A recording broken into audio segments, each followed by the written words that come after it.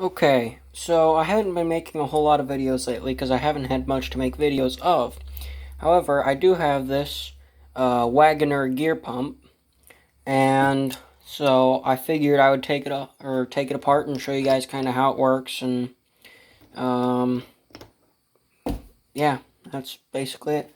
So these bolts, there's 8 of them, and it's a 1/2-inch head on them. So you get your 1/2 inch and take her apart. Each one should have a lock washer. It's still on there a little bit. But each one should have a lock washer. Don't really care. That lid just pulls off. There's your gears. So, you also have an O-ring there. And so basically, the 2 gears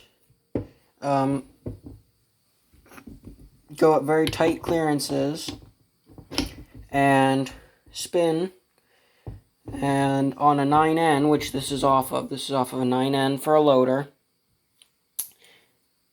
I think, if I remember correctly, this would be the input, this would be the output here. It's very difficult to balance, but it does balance.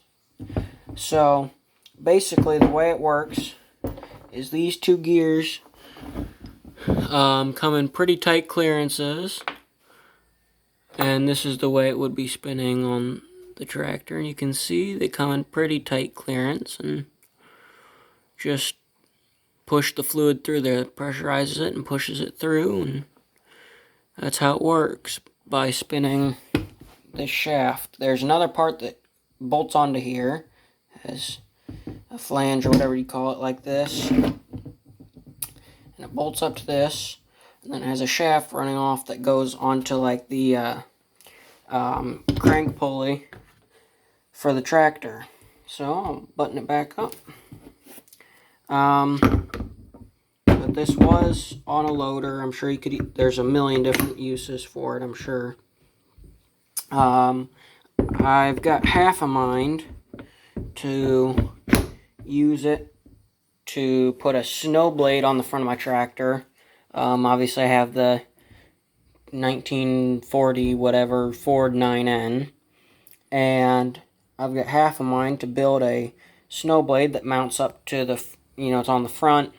It mounts up somewhere on the underside with pivot points, and then I'd have a hydraulic cylinder that would bolt up to the front axle and have some sort of lift cylinder to lift and lower the blade, and this would be my pump.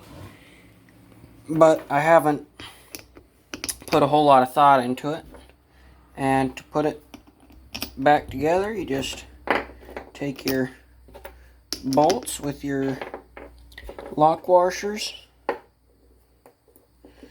and button her back up. So I will get back with you when she's all buttoned up. Okay, and I got it all buttoned up.